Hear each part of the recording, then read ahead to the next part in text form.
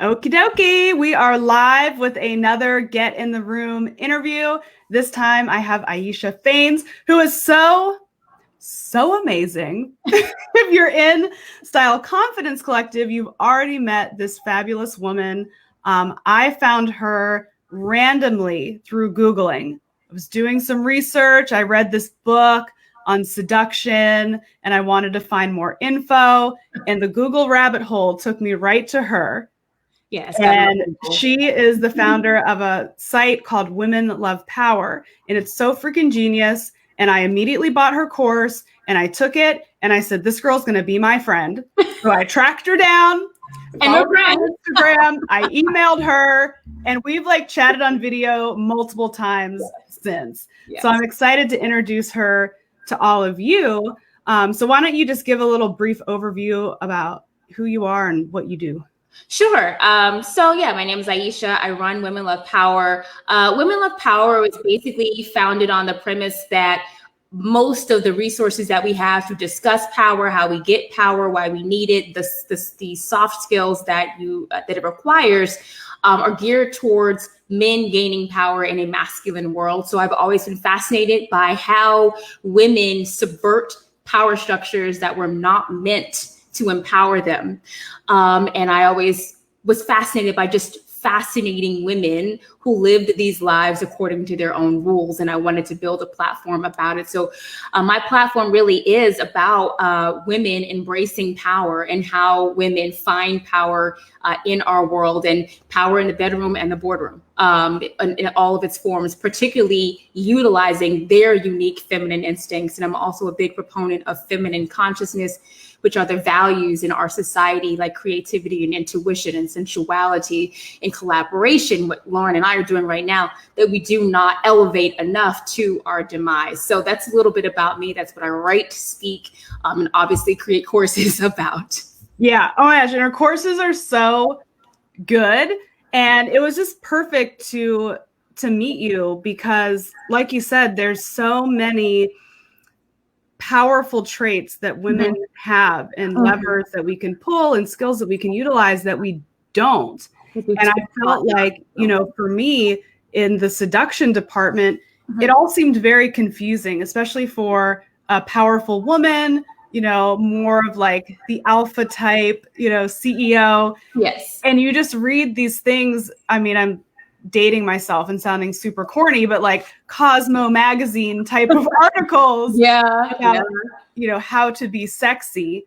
And then then you read other books about power and they're about men and you try to adapt it. And it's just so confusing. So when I found your content, it was so refreshing because just as I have style types for my customers and my audience, you have these seduction types. Yes. And once you learn that about yourself, it's another little power piece to put in your hat and make you stronger. So genius. Thank you. Yeah, the archetypes are to me like a pathway to freedom because so much of the way that we learn to see ourselves has been informed by other people telling us who we are, other people telling us our stories. And so when people understand their archetype and understand the true origins of the mythological origins of their archetype and understand how they uniquely captivate and they learn to really harness that authenticity about themselves, it opens up an entire new world, not just for captivation and, soft power and seduction, but also literally creating this life that is filled with love and happiness because it speaks to who you are at your core. So good. And I knew that I had to have her now because the Get in the Room challenge officially begins on Monday. And it is all about women getting in the room because once we can get into the space, whether it's a particular industry or club or a position within your organization, once we can step into our power, we can start making these systemic changes that are necessary. We keep trying to navigate this men's world and hoping that one day they'll change their mind and say, you know what, let's make this a little friendlier for women. They ain't gonna say that. So we gotta bust in there and get it done. Yeah, I love that. I love this concept, Lauren, because it's so true. Right? Yeah. So I want to hear, oh, look, we have someone in the comments who loves your courses Oh, thank you. I can't work. see the comments, but thank you so much. Brittany, she's an ingenue. I love it. Yes. So awesome. Okay, so speaking of getting in the room, what was your journey? Because I feel like people go on Instagram and they see women like you, they see women like me, and think that we were just birthed out of an Instagram womb, already being an entrepreneur, already being successful. Yeah. When you didn't start being this expert. You had a totally different career. So walk us through that. Yeah, it's been a very long journey. I mean, when I look back on it, I'm going to preface it with this. When I look back on it, I realized that my life was always speaking to this point. My interest, things I just naturally excelled at. This was always a point of fascination for me. But I started off my career really in college. I was working for CNBC Business News while I was still in college. And so naturally, graduated and went into local television, just because you start in local news. If you want to be on air, you go off wherever they will hire you. And so in college, I thought that my ultimate goal was to work as an on-air reporter and anchor.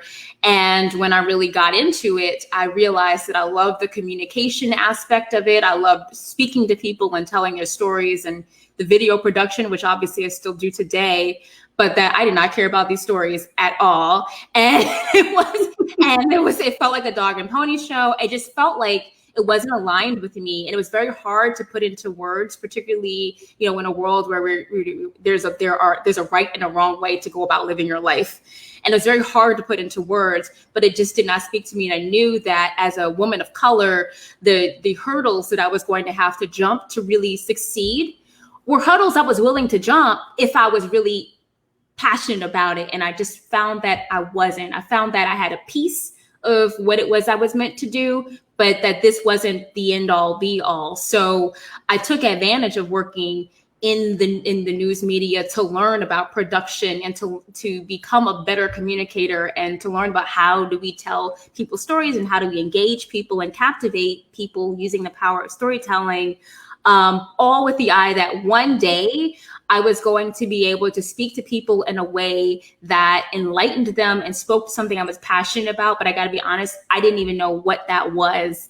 And so after I left my first television news job, I didn't quit. I just turned down the next contract they gave me. I continued to just figure it out. And so there was a period of my life when I was working as a freelance writer. I was doing social media work for people, and I was teaching ballet. And I was literally just figuring it out and I was blogging as well about these types of subjects, but I didn't have the big image. I didn't know what it would be. And then one day I just sort of kind of got the idea to start putting some of these ideas that I had into a site, and people responded to it. And then I got on a show called The Grapevine, and I would open my mouth and I would say things that I've been thinking for years, and people were responding to it. And then people started asking me to speak. And then like a national radio outlet said, "Can we interview you?" And then colleges started asking, and I fell down the rabbit hole of my purpose.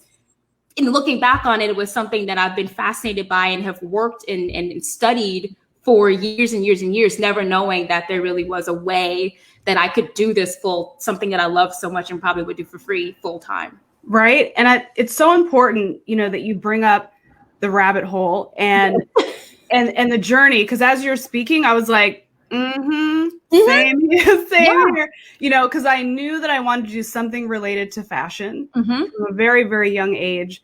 And then it was just kind of like, okay, I'll go to school for this. Oh, that didn't work out. I'll work retail. Okay, I'll work at an office. And like, none of it made sense. And I didn't know that I wanted to end where I am now. And I also know this isn't the end. It's always changing and morphing and going somewhere different. Yeah. But if you have that tiny glimmer of a North Star, then it enables you to enjoy every experience, even through the shit. Yeah, because people don't realize that even you can't miss your purpose unless you deliberately try to. So like everything that you're doing is shaping you. Like, even like when I'm looking back on it and I was like, I'm not really sure if I'm going back into news. Maybe I'm going to go get a PhD. Like, I don't know, even the stuff I was doing where I personally consciously felt lost, I wasn't lost at all. Like, I literally, everything I was learning, everything I was reading, the people I was meeting, the mentors I was meeting, the skills I was picking up, the life experiences that were kicking my behind, all of it, literally, I needed every piece of it. So yeah, you can't miss it. That, if I use Twitter, that would be a tweetable. It's going to be an Instagram clippable. Yeah. That's so good. That is so good. I mean, you know that, you're the embodiment of that. Thank you. Yeah. It's a good reminder to have, though, because, when you don't put yourself in such a box of my life has to turn out this way. Yes. I have to make this much money. I have to live here. I have to marry him. I have to do this. I have to do that. If you leave yourself a little bit more room to be in touch with your purpose and trust that you're being guided and trust that you've really never been dropped on your ass. I mean, I've had some hardships in my life, but guess what? I made it through them. Right. Even in your hardest hardship, you weren't as prosperous as you'd like to be, but you were taken care of in some way. Right. Yeah. So let's talk about some of the bumps along the way, so obviously the positive, when you were in, that news space, you learned so much, so wonderful. What were some of the kind of sacrifices that you had to make, or some things that didn't necessarily jive with you during that experience? Well, I started my career in the South. And it's so interesting because I grew up in New Jersey in a very liberal town. Not that my town didn't have its race issues, because, it's a different kind of racism in a liberal town. It's a very shady, surreptitious racism, but it's not that it doesn't exist. But in the South, obviously, it's more, it's just in your face. Like, I will never forget the story of one day I worked on the morning show, and I'm not a morning person. So there you go. And I had a bracelet. Okay, long story short, I bought the bracelet in some department store in New Jersey. But I was wearing it that day down in Florida where I worked. And my executive producer, she comes running in. And I'm like, is something wrong? And she said, Ayesha, where did you get that bracelet? Now, I'm used to people just being like, where did you get your dress? George, you know what I mean? Okay. I was like, oh, I bought it in New Jersey. She goes, oh, because there's somebody on the phone who called the station and said she lost a bracelet just like that this weekend. And I was like, and she thinks I took it. Like, are you kidding me? So it was that sort of thing. And it was just having to fight really hard for everything, because the thing was, if I was to stay in news, I was going to have to get great stories and really just kind of be twice as good. I mean, to even get an agent to get to the type of market that I deserve to be in. And I was watching people who didn't have the experience, who didn't have the stories, but they had a look, and I'll leave it at that.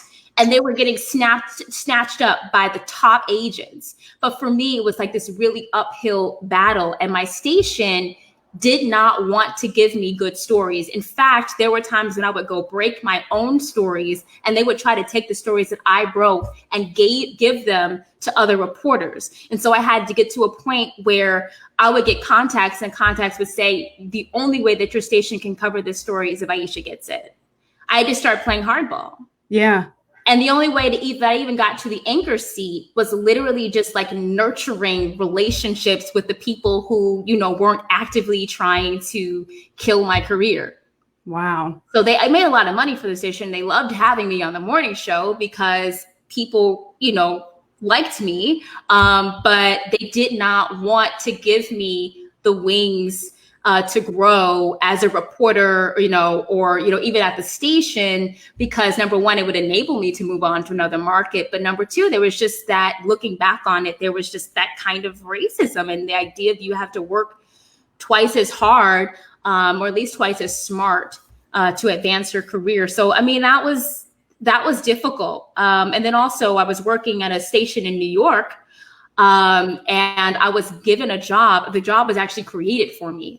There was a show, they weren't hiring. And when the executive producer met me, he was so impressed by our conversation that he called the next day and he said, "We're not hiring, but I'm creating a space for you. I'm creating a job for you." And I said, "Wow." And I was like, okay. And at that time, I was still like iffy about local news, but it was just a thing that I knew. And it just was like, I guess I'll go back to news. And maybe if it's in, the Northeast New York City area, I'll be happier because I'll be closer to my home.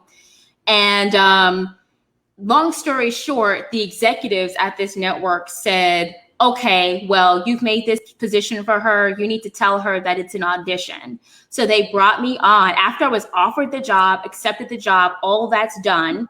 They called back and said, "Actually, now it's going to be an audition." This is how they covered themselves legally. And then after a set amount of time, they brought in their pick, which was a white man who had never been on air before in the #1 media market. And the job that was created for me was given to him. That was the last straw, by the way. I mean, that was the point at which I said, okay, right. I know that I have something. I know that when I talk, people listen. I know that there's something about communication I love, but news is not worth it for me because I didn't even enjoy this job. And this is the last time that anyone will ever have the ability to snatch my livelihood away. Like, I will do something where I'm always going to be able to feed myself. And if I should get a job with a network or not, it won't matter because at the end of the day, I'm always going to be able to have something that is my own. That was a key point for me. Yeah, it's so interesting. And I find it difficult to put it into words that other people can like use as advice because it's kind of just personal experience. But through speaking with so many powerful women and watching interviews from all the powerful women that we admire, it seems to be a pattern that we enter this room, this place where success was not designed for us. And there's this certain, the pile of shit piles so high until the point comes where you're like, I'm done with this shit. Yeah. It's tricky because I don't want to give women the advice to take shit, but at the same time, like you learn from that. Yeah. And I feel like it's almost a lesson in your worth because a lot comes from pain and a lot comes from seeing what's happening. So we can be the ones that don't allow that to happen anymore. Absolutely. So I don't think there's like a recipe of like, hey girl, take that crap until it breaks you. But at the same time, it's like, if you are plugged in to your mission, then you can keep your eye on the prize and be like, all right, yeah, I see you accusing me of taking this bracelet, but I'm playing a bigger game here. Yeah. And that's a really good point because I don't regret any of my TV experience. I don't think I would have the platform that I have now without it. I know I wouldn't. I mean, that taught me everything I needed to know about building a platform. So it was absolutely essential that I was in that room. And it was meant to be at that time. I wasn't meant to be in that room for 20 years, but I was meant to be in that room in my 20s. And the games I had to play in terms of dealing with that, but also using every opportunity I could get to not just improve my craft, but also to, at times when I could tell stories that I knew would make a difference, I was able to do that. And even more so, I was able to go out into the community. And that's when I started speaking to audiences of women back in my earliest 20s. And I was learning from them just as they were learning from me. So yeah, sometimes you have to take the bitter with the sweet, and recognize the learning experiences, even in those things, even in those experiences that are repugnant. And then obviously in terms of making yourself the part, I mean, this is TV news. So I remember junior year in college, junior year almost broke me. Oh my God. I had like an afro and I was just like, live your best life, Ayesha. But then once I got into my internship and I knew that I was trying to make that tape, I was going to say, they didn't like that, did they? Oh, no. I mean, and that's just the game you had to play. And of course, it's the politics of hair. And now, thank God in 2020, you were seeing Black women who were able to get on air with their natural hair. It wasn't that it wasn't that when I was going into news. I had to look the part. And already as a woman of color, particularly a darker skinned woman, it was going to be harder for me because news is an interesting industry, and that there's a clear line between, do you have the talent? Can you do it? Can you go out and get the story? But then there's a subjective line of, but are you appealing? Do I want you to represent my brand? And that's completely subjective. And the people making those decisions don't look like me. Right. And I'm not necessarily their standard of beauty. So yeah, I had to play that game. So if you go back and look, I'm sure there are old reels of mine online somewhere. My hair is like slick straight and like brown, and I'm wearing suits and bright pastel colors. And, I had to still bring me as much as I could, but yeah, I had to adjust the part. Yep. Yeah. Yep. And that's what I find, I've been doing this style thing for a long time. And the biggest, argument that I get from people that are wanting to work with me or working with me, like, no, I want to be me. I hate wearing this and I hate that. And it's like, girl, I know, I get it, but sometimes we have to do what we have to do. Yes. And, style is such a powerful communicator, whether you're a fan of style or not. And it's a pick your battles type of thing. So when they, you knew, we had talked about this previously, I think when we were on doing your podcast, about the Skittles suit. Skittles colors, as I love. I'm wearing black right now, guys. It's just, you can't see because it's off the shoulder. I live in black. I love black. I don't know why. I'm not gothic. I'm not morbid. It just feels good. And in general, just dark colors. I'm not wearing black. I'm wearing navy, dark green. And morning show TV, if you haven't noticed, you can look. It's about yellow and orange and pink and the colors of the rainbow. And so the consultants and the producers would always be on me about, like, you got to wear bright colors. But even still, even though I had to look the part and dress the part in these colors I did not want to wear, I still found ways to bring my person. First of all, I felt like I always brought Ayesha K. Faines 100% in spirit. Like, I don't feel like I ever changed my personality or my values. And that's what matters the most. The packaging look, Shakespeare says the world is a stage and we're all players. Like, the packaging is a costume. Okay. Yes. It's just a costume. I always brought me, but even with the style piece, there were funky ways that I would, distinguish myself from the normal, like, Southern morning TV show personalities. But yeah, you still have to remember that you have to adjust the part. It's easier if you think of it as a costume. That is such great advice. It's such great advice. And another thing we were chit-chatting about previously is something that I'm going to do like a full video on at some point, but it's the blend. Yeah. It's the blend. It's the blend of the dress code with your personality. And believe me, if you can get in touch with your true power, with your true style identity, with your goals for life, for career, you can always bring the flavor into your look and still be appropriate. Like, absolutely. I'm just wearing a green button-down shirt, and this worn in a different way can have can communicate something totally different. Can be a totally different look. Yeah. But I got my earrings, I got my little jewelry on and stuff. I'm still bringing the Lauren flavor. There's nothing overly unique about this top. So, as women, we've got to get over that shit sometimes. Yeah. If you need to wear a suit to get in the room, if you need to wear a suit to get the respect, if you have to put on the Skittles colors to make the network happy and to make the audience feel sunshiny in the morning, put that shit on. You learn what you need to learn. And now you're wearing black. You got your own company. You got your own brand. You can do whatever the frick you want. And even still, though, there are days when when I do speaking engagements. So I dress differently if I'm presenting a lecture at a college than I do if I am appearing on the Grapevine or doing something that's a little bit funkier in the city. So I still, the last speaking engagement I did, I wore this beautiful yellow dress, which was totally me, but different. It was a little bit more conservative.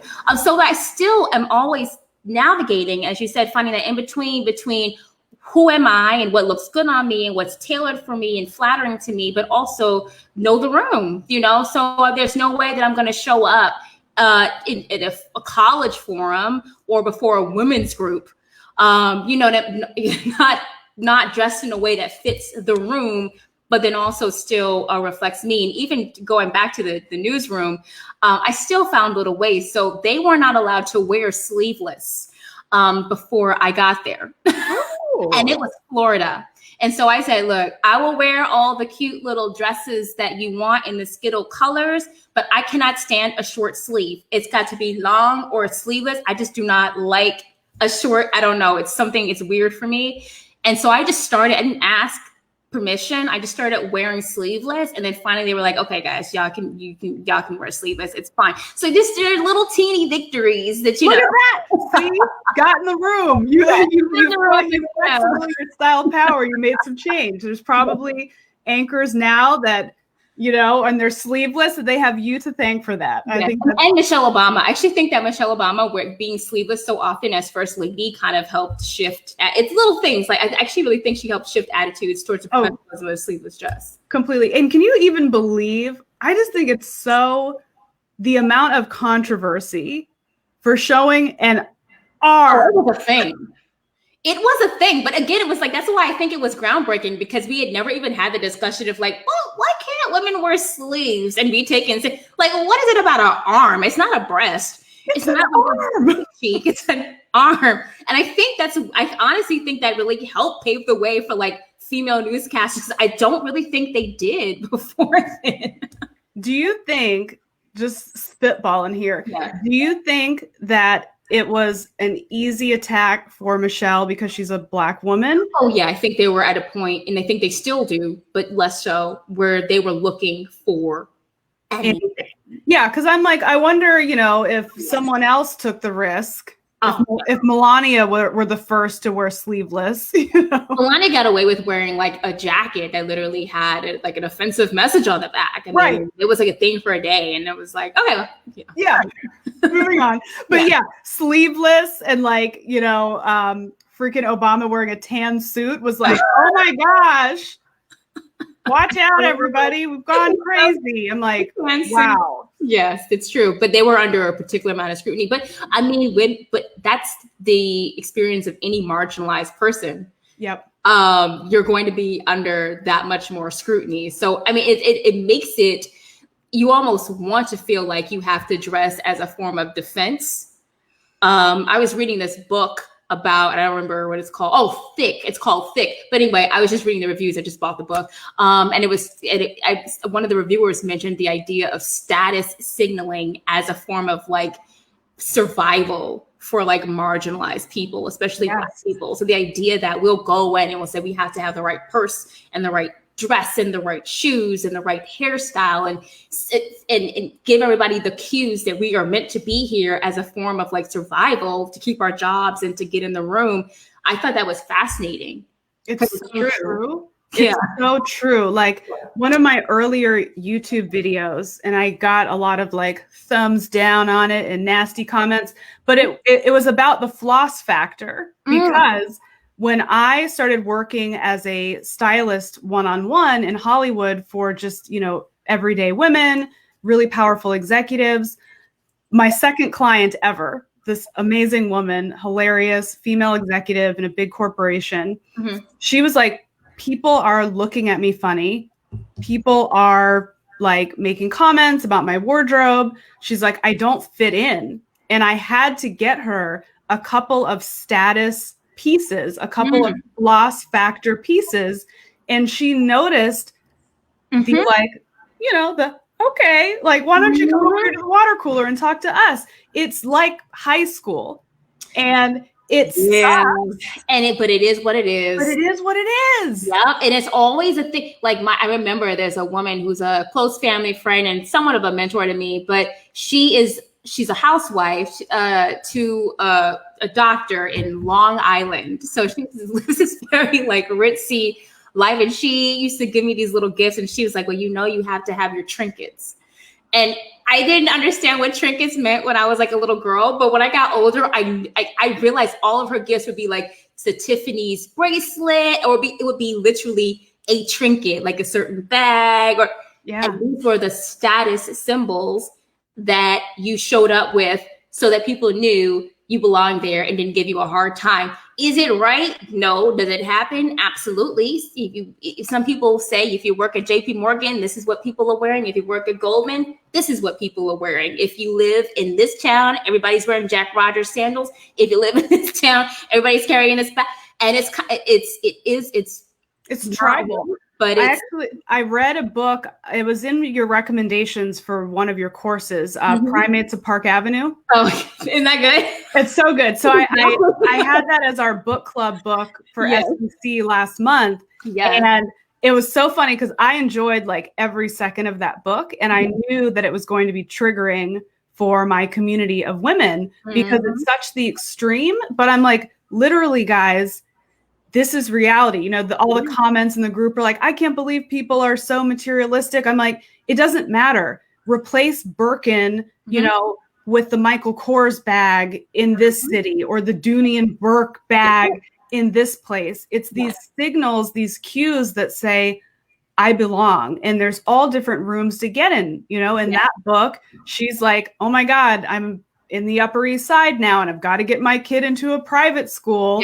I've got to buy an apartment. And they're like, I don't know if I would want to go that hard, but if you opt to be in that circle and get the perks, that's what you are expected to do. And it happens at every level of every level. So so that book was the extreme. That's a good and it definitely agitates people, but I'm like, it's literally, this is life. So, you know, I'm wondering what your take is on why style, power, sexuality, all of them, why are they so triggering for women to, like, I hate to use the word comply, but we understand that if we got invited to a wedding and you're like, my personal style is overalls, you'd never wear the overalls to the wedding. You find a great appropriate dress and you go to the wedding and have a good time. But the second someone tells you, hey, you need to like tighten it up and you need to wear XYZ if you want to be taken seriously at work, they're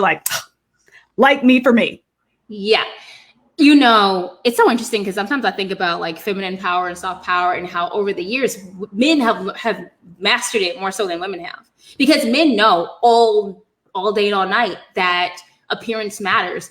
And they do it in more subtle ways: a certain watch, a certain cut of suit, a Prada shoe, a Ferragamo shoe, you know, a car. But men status signal all the time, particularly when they are on the hunt for power. I think for women, there's a couple of things at play. Number one, we are tired of being taught what to do and who to be. And so for a lot of women, the idea of fashion feels oppressive because it is oppressive. I mean, honestly, fashion is a function of capitalism. We've had this discussion, and there are new trends so that you continue buying.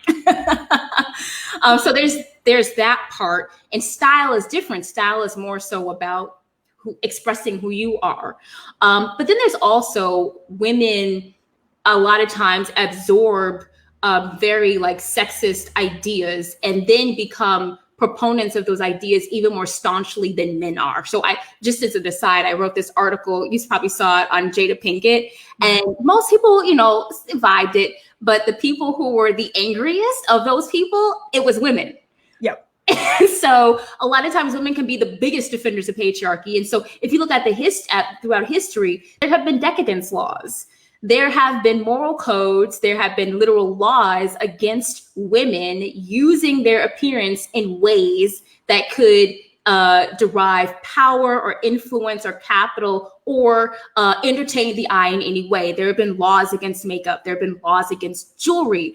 There are references in in different legal codes to jewelry that makes sound. So like the idea that you might have bangles that, you know what I mean, or that are mesmerizing to the eye.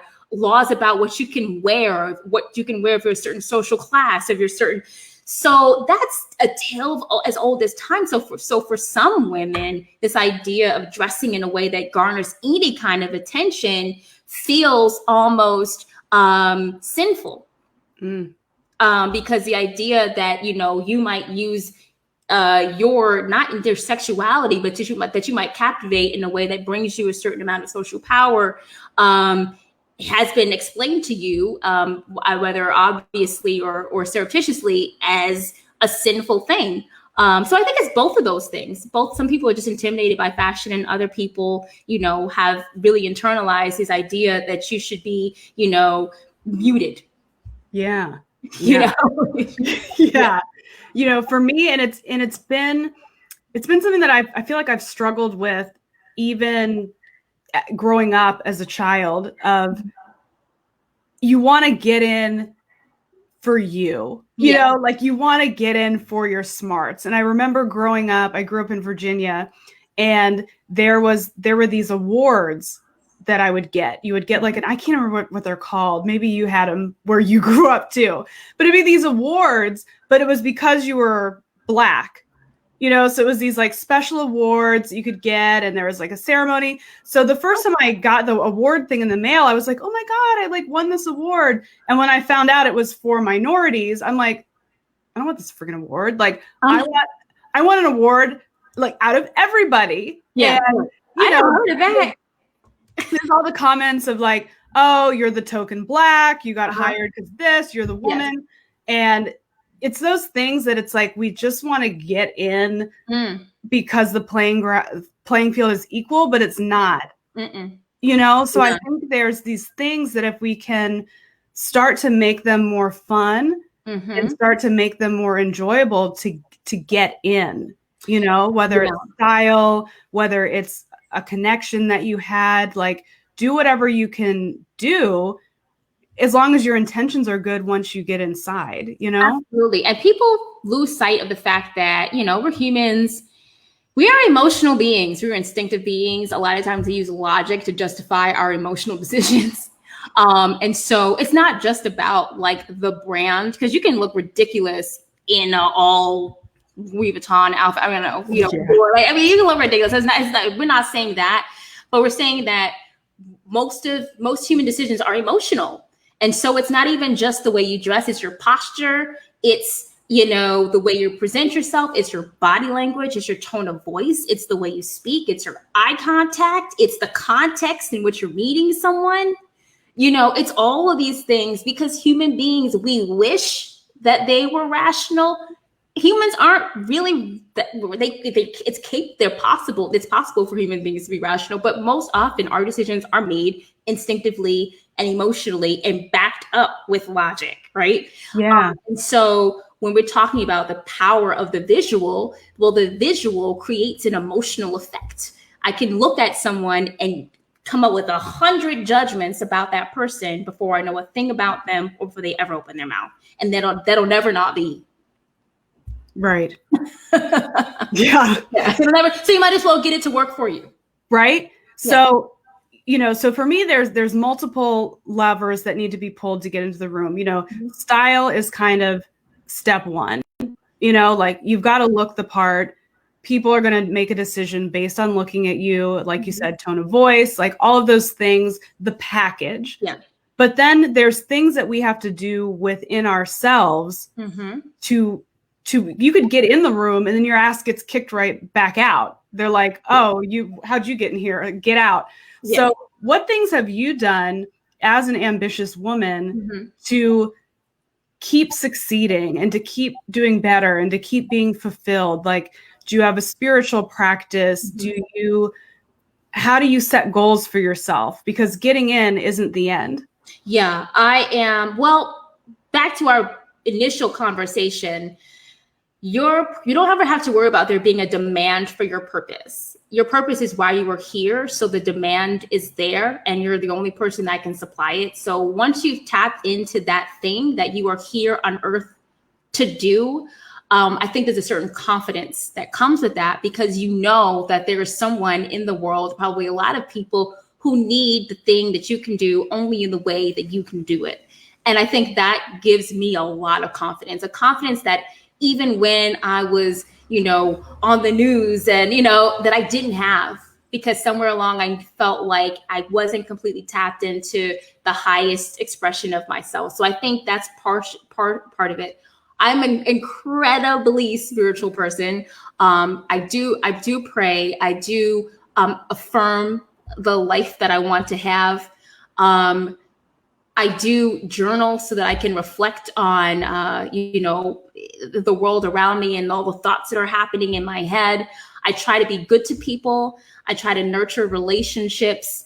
I try to, just take care of the people in my life. I mean, I just try to live a life that is just filled with love. Everything that I do is in love, because I think that any action, any thought you have is creating a ripple effect, sort of like throwing a stone in a pond in terms of your world. So I won't win over everybody. I won't get every opportunity, but I do walk in that confidence that because I am rooted in my purpose, that everything I need is going to avail itself to me. Even like meeting you, that was meant to be. I didn't do anything to make that happen. Like Google, right? Google did that, but it was meant to be. And I just think that happens when you are. So for me, I think it takes time to really think about the life you want, but think about who you are and think about your purpose from the outside in. So instead of like necessarily what brings you fulfillment or passion, like what is it that the world needs the most from you? Yeah. Like when you leave, what is that legacy? Yeah. And it's so critical to really get tapped into that, not out of an ego space. Yeah, ego space. And then just the fact that everybody wants to tell you who you are. Right.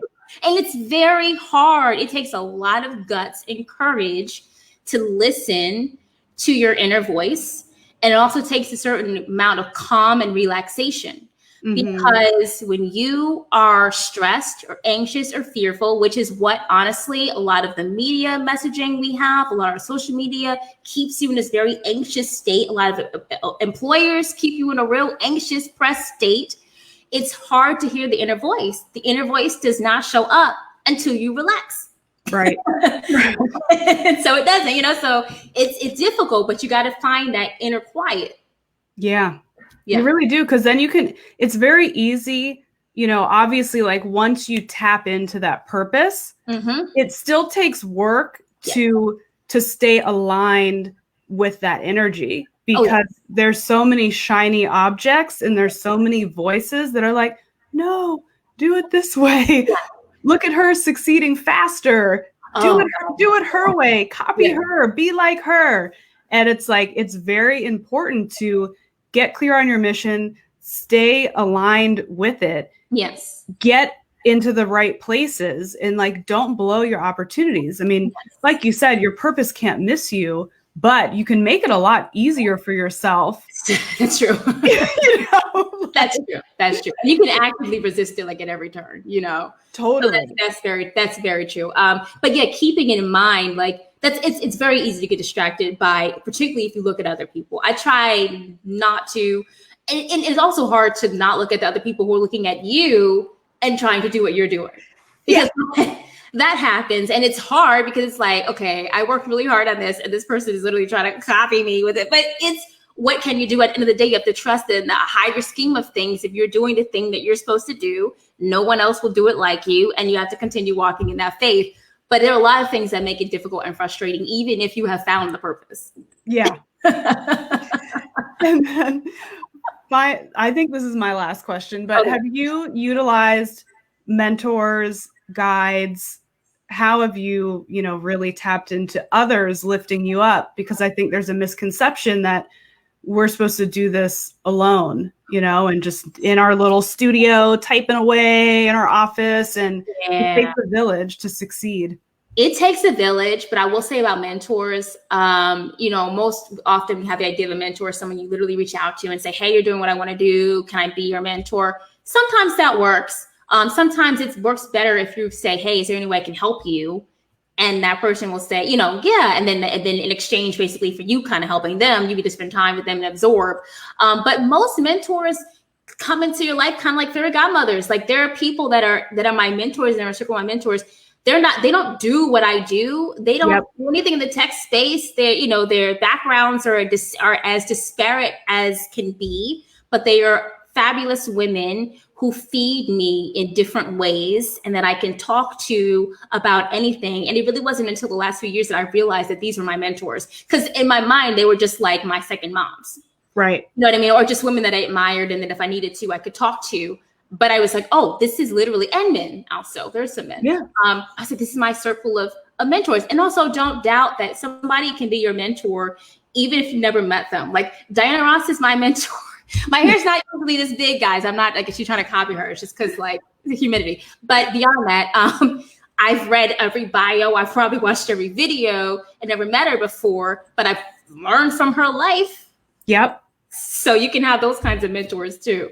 Oh, absolutely. I know. I'm cooking up something new that everyone will hear about at the end of the challenge. But I've really been studying and coming up with a framework around modeling, around finding someone that you really, really admire, like, Diana Ross. I mean, heck, you could meet her. She could become your real life mentor, but why wait for that? When you can really, figure her out and embody her. That's why I love your material so much, is like, you've really dug deep inside of these women, because it's more than like, oh my God, they have like a great outfit, I want that too. It's like, who do they embody and how can you learn from that? Yes. And, mentors are so valuable. And like you said, they take so many different forms from, my best friend's mom, growing up, she's just been such a mentor, leading by example, having conversations with me. Yes. There's mentors I've never met.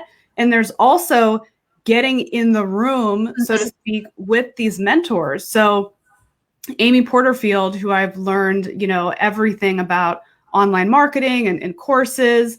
I listened to her podcast for years and I put it on my vision board. Wow. I want, to be on her podcast someday. I was like, I don't even know what I would talk about. And I was just totally throwing energy towards this. And I invested in her programs. So I purchased all of her programs. I learned everything from her and I succeeded in what she teaches. That success got me in the room. She ended up reaching out to me and being like, hey, will you be like a success story? Will you come randomly? Did you reach out to her first? Did email her? No, she saw the success. And then I got invited to speak on stage with her at her Entrepreneur Experience conference. So it's like, again, when you're aligned with your vision, when you find people that you admire, get in the damn room. Yes. I spent thousands of dollars taking her courses because I admire her, I respect her, and the universe helped conspired to bring us together. Now, that's a key thing though, because if you see someone and they have books, they have courses, they are going to be in your area performing do what you can. I mean, if you don't know them, support them. And that's the things that they produce. It's very important. Right. I mean, that's exactly why I saw your stuff, and I've had so many people. I mean, every day I have aspiring stylists and people that follow me and like my work. Oh my gosh, please be my mentor. Please, can I intern for you? Do you need anyone to work for you? I'm like, girl, I've got about 1,000 people hitting me up for this.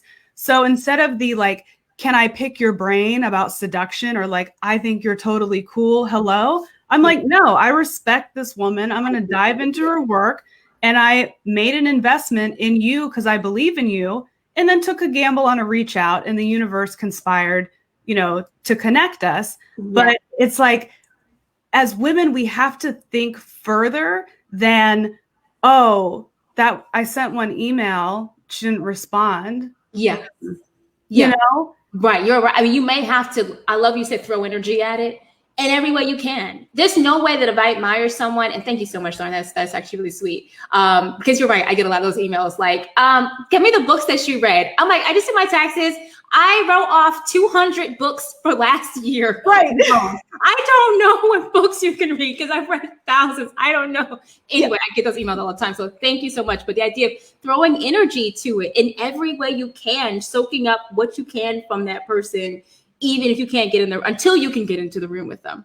Yeah. Yeah, I love that term of throwing energy in every way. Even especially now you have social media too. I mean, that's another way to kind of begin supporting people through social media. They promote things, you help them promote, and Totally. I know I was doing some journaling because I'm a hardcore journaler as well. And I'll write letters if I'm having like, a predicament or something I'm struggling with, like I'll write a letter to God and then I'll have God write me a letter back and like and see what kind of feedback, what kind of downloads I get. And I always get the best advice. I love that. Yeah, it's like very, very powerful journaling exercise. Yeah. But I've been like watching Ugly Betty. It's one of my favorite shows. I've been like rewatching it on Hulu, like in the background if I'm like working late. Okay, the download that I got was like, girl, you better be like Betty Suarez because she's always like, she's coming up with the solution to everything. Wait, girlfriend rolled up in a, what was the thing? A poncho? But she had heart and she had confidence every step of the way. I love me some Betty Suarez. Right? But I also love Vanessa Williams' character too. Oh my God. So good. And the style in the show is so good. But I was like, I feel like more women have to adopt that, and myself included in some areas, because you're like, oh, that didn't work. I sent out that email and I wanted to get a bunch of people signed up, for the challenge, and not enough people got it. That sucks. No, you got to put on your Betty Suarez hat and be like, okay, what have I not tried?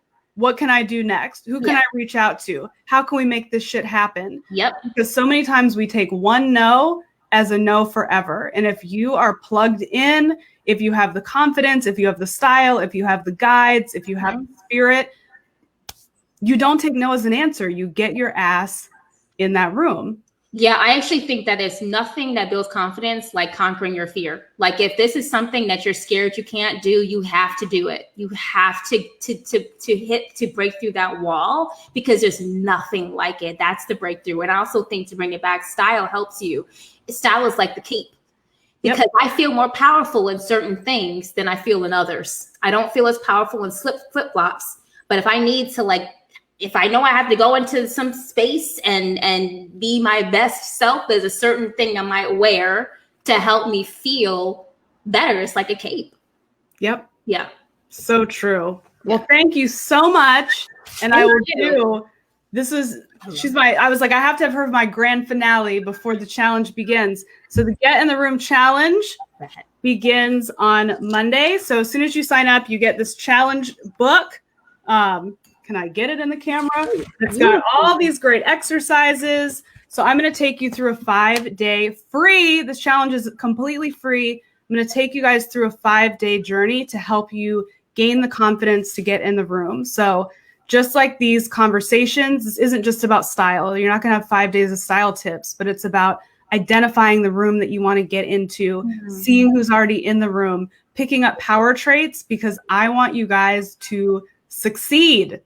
I don't want you to fall for the bullshit on the internet. Like, if you believe in your dreams, you can do it. There's other stuff you have to do. We got to dress the part. We got to meet the people. We got to do all the things so we can be in a position of power to change the dang world. Yeah. So I love this. .com/room starts Monday. Don't have FOMO and miss out. It's free. There's literally like no risk to doing this at all. Do it.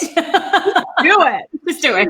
Jeez Louise. And thank you, Ayesha. I'm so grateful that you're in my life. You're so smart and powerful and beautiful and wonderful. And everyone, please check out her work. It's literally life-changing. Like, if you take her quiz, she has this free quiz. Free? And you will be like, how'd this quiz know me so well? How did this quiz figure this out? Spying on you. No, thank you so much, Lauren. I mean, I am so grateful for our friendship. I am so happy that the Google Gods signed down and worked the mojo and brought us together. I'm just elated. Yeah. Wonderful, wonderful. So please check out Ayesha of Women Love Power, and please join the challenge. We begin on Monday. Free live lessons every day at 10 a.m. Free challenge book. Free connections with the already over 1,000 women who have joined. So get on it, friends, and have a great day.